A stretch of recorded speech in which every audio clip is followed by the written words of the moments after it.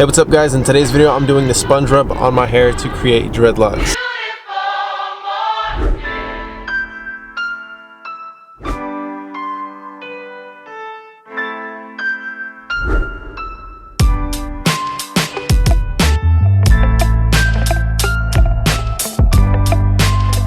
So before I start doing the process, I want to take you through what I did this morning. I started off washing my hair. I did just a single wash. I didn't even do a wash, rinse, repeat, just because I washed my hair last night. The biggest part is just making sure that my hair is completely clean. And then if you've seen my last video where I was trying a new method on my hair, I want to make sure that my hair is completely dry. And the last time I did sponge rub method, I picked my hair out and then I started the process, which I don't think that's what I'm going to do this time. I'm going to allow my hair to just stay at this state right here, which is kind of just a little curly, and then work with it like that using the sponge. So real quick, like I said, just make sure the hair is really clean and then make sure it completely dries. I don't really recommend doing this method on wet hair or damp hair. It just doesn't work that well the times that I've tried it. And I do want to mention my first set of dreadlocks back in 2015, I think, or yeah, 2015. I started with using a sponge rub method. So I'm really excited to try this out. But before I get started with the whole process, I'm shipping out some orders. I'm shipping out some locking bundles and some crochet hooks. So if you do need dreadlock tools for your hair to either start instant dreadlocks or to maintain the dreadlocks that you already have, make sure to go to greatlocks.com, get yourself the products you need, get yourself the tools you need. And also, if you really want to have some really good dreadlocks, make sure to join the Greatlocks Masterclass.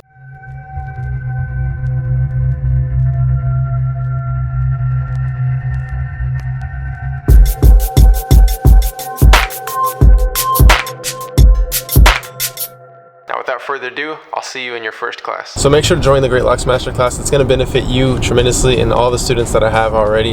It's really cool to experience that and be able to communicate to everybody. I also want to shout out everyone who's already in the Masterclass. Thanks for joining. But guys, let's go about the rest of our day and then we'll start this process shortly.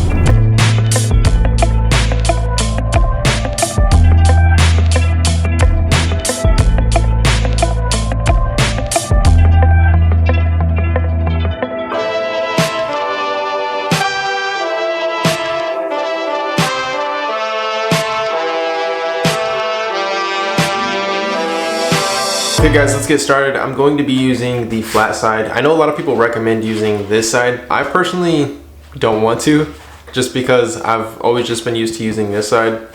I mean, I can try this side, but maybe for another video. But like I said, I'm just really comfortable using this side. I've done it on my friend's hair before, I've done it on myself before, and it just turns out really well. The reason I really don't care for this side is because not only just the grooves, but the holes are really small. This would probably work better on someone with more of a tight curl pattern. Versus mine, I would recommend using this side because my curl pattern isn't as tight to get in these small holes, which is possible, but the sections I want are somewhere similar to this, because you can see where the holes are, that's where your sections are going to be. So this is where the holes are, is essentially where the dreadlock will be formed, and the blank spots are where your hair would part. So let's get started. I'm going to go clockwise over my entire head because my curls, let me just double check to make sure that all my curls go clockwise. And believe it or not, they actually go counterclockwise. So you want to go in the direction of where your curls are going. You don't want to pull them out of the curl that they're in. You want to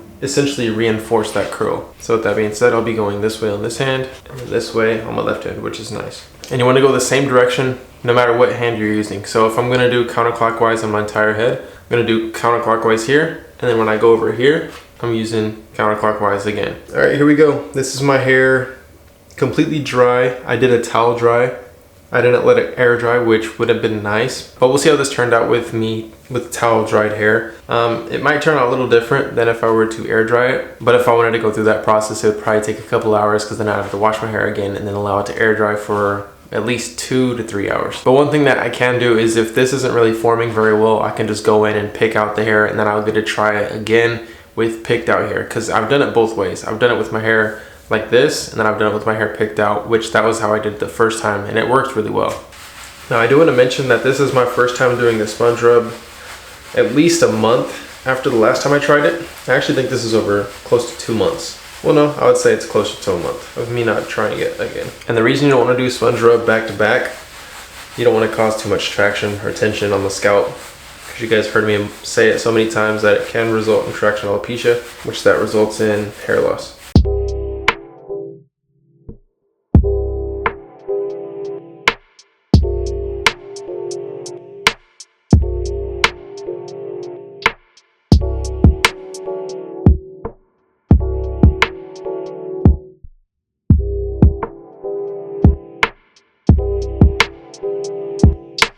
Not really feeling the results right now. I feel like my hair just getting really frizzy. I mean, I can feel some hard parts to where it's kind of developing. Like there's this one right here. I think going counterclockwise is kind of jucking my style. All right, so I'm gonna pick my hair out and then go clockwise. All right guys, I got this new self-cut system. So I'm gonna just show you me picking my hair out. I picked out a little bit. I'm not saying that I got the sections, but she did kind of knot my hair up a little bit. So I guess it did put me in the right direction, but not necessarily the direction that I wanted to go in. But I am gonna be using the self-cut system pretty soon to do a haircut video. So stay tuned for that. I'm just gonna finish picking out my hair.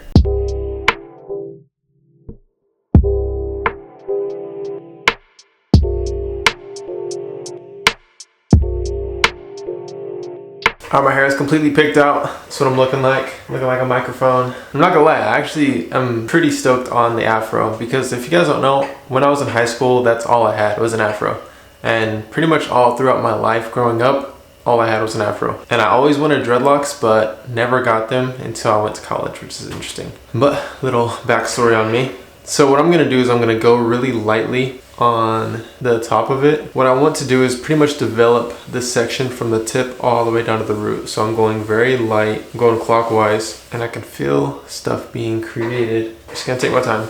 And what I will actually do, instead of doing this side on another video, I'm gonna do this side on this side of the head. And I might even end up doing what I did on my first set of locks. I did clockwise on this side of my head, and then I did counterclockwise on the left side of my head. I might end up doing that because if that's what worked before, then maybe it'll work again. I'm just gonna take my time. I'm actually just gonna do this part right here before I move on to the rest of the head.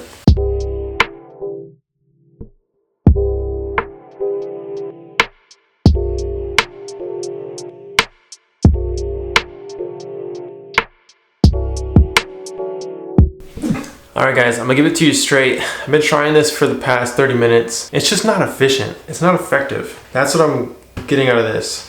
Now I'm not upset. I've tried it before. It's kind of hit or miss for me. I've done it both ways. I've done it clockwise, I've done it counterclockwise. I did it with my hair picked out, not picked out, done it with my hair damp before.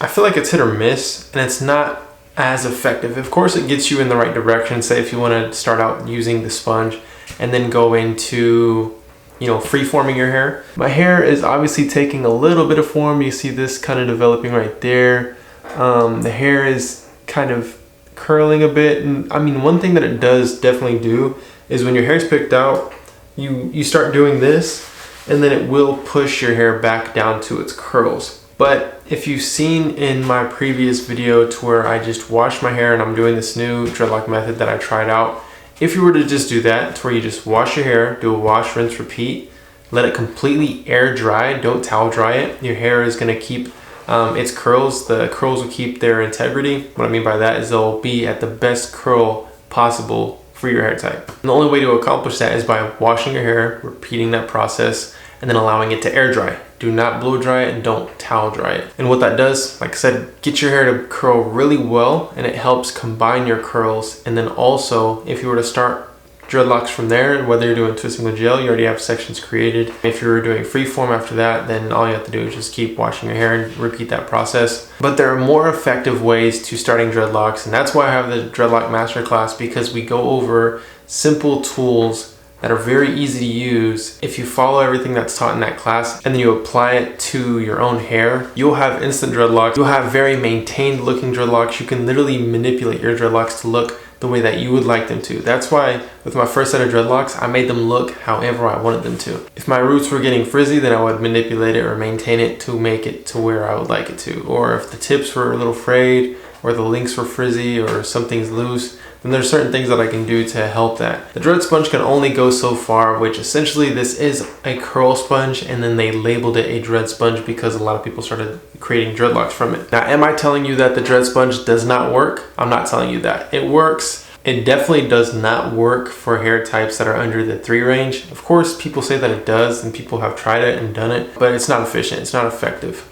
And like I've been saying this whole time, I really feel that this tool isn't an effective tool to starting out dreadlocks. Now, am I telling you not to purchase a dread sponge? No, I'm not telling you to do that. I'm telling you, if you want to go this route, then go ahead and go that route. But at the same time, if you want to get them quicker, more efficient, more effective, then I would recommend getting the Dreadlock bundle, which it comes with the interlocking tool, which instantly locks up your roots. and then it comes with the crochet needle, which instantly locks up tips and the lengths of the dreadlock. So with this, it takes time. It'll take a couple months for your dreadlocks to even start developing. With the crochet needle and the interlocking tool on the other hand, you can literally instantly lock up your hair. I've done someone's full head with those both tools in under 5 hours. And I'm talking immediately after that, you're able to wash the hair, twist the hair, dye the hair, do whatever you want with it. Because if you've seen the videos I did on Diddy's hair, I think it was 2 or 3 years ago, I literally started his dreadlocks with the crochet needle, did some interlocking, and then I dyed his hair all in the same day, and his hair is looking great. But it's really up to you. I'm not telling you not to purchase these, because this is a great tool. I personally just don't really care for a sponge. That's why I keep telling you guys in all these videos that, okay, I'm gonna try using the sponge again, but at the same time, I just feel like it's not effective. I've learned so much from when I started my dreadlocks the first time. Of course, I started with the sponge rub method, and then eventually started doing other methods.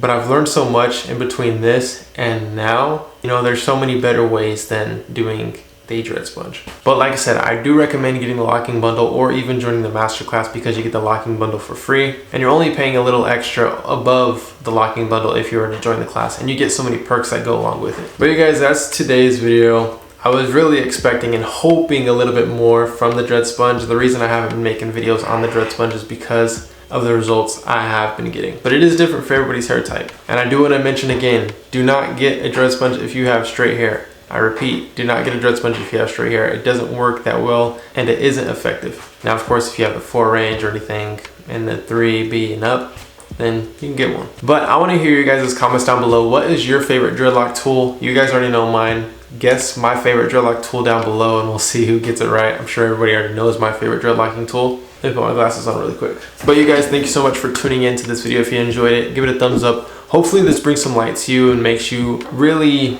not second guess, but really think about whether or not you're gonna get the dreadlocking sponge.